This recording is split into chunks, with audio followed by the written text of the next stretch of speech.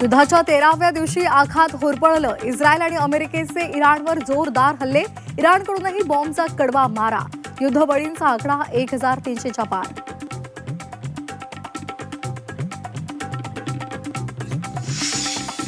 Gas तुटवड्यामुळे राज्यातील उद्योगांचं कंबरडं मोडलं.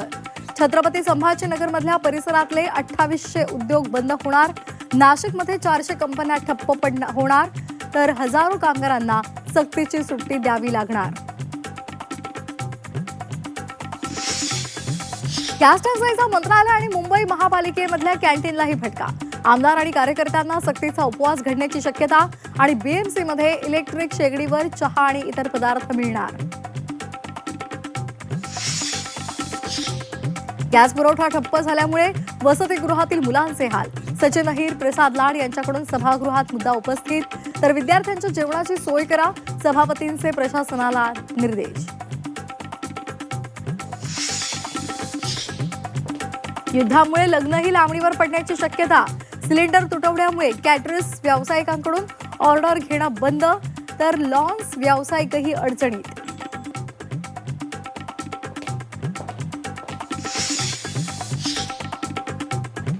America Iran युद्धावरून देशामध्ये राजकारण शिगेला.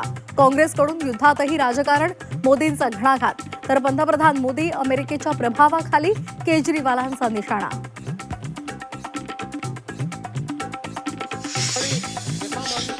पुढच्या 2 वर्षात महाराष्ट्रामध्ये UAE आणि सिंगापूरलाही मागे टाकणार. अर्थसंकल्पामधील चर्चेच्या उत्तरावरील भाषणात मुख्यमंत्र्यांचा विश्वास. विरोधकांचाही खरपूस समाचार. मुख्यमंत्री देवेंद्र फडणवीस आज दिल्लीच्या दौऱ्यावर. दिल्लीमध्ये केंद्रीय निवडणूक संचालन समितीची बैठक पार पडणार. 5 राज्यातील निवडणुकांसंदर्भात चर्चा होणार. लोकसभा अध्यक्ष ओम बिर्ला यांच्या विरोधातील अविश्वास प्रस्तावावरून सत्ताधारी आणि विरोधक आमने-सामने. आवाजी मतदानानं अविश्वास प्रस्ताव नामंजूर. अध्यक्ष कुठल्याही पक्षाचे नाहीत तर सभागृहाचे. अमित शहांचा हल्लाबोल.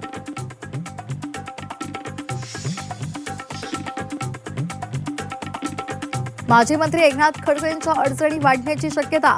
मुक्ताई नगरातील राष्ट्रीय महामार्गास विस्तारीकरणासंदर्भात SIT स्थापन. प्रकरणाशी संबंध नसल्याचा खडसेंचा दावा. राज्यातील पैलवानांचं आज आझाद मैदानात लाक्षणिक आंदोलन.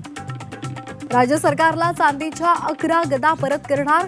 एकच महाराष्ट्र केसरी स्पर्धा घेण्याची कुस्तीगिरांची मागणी.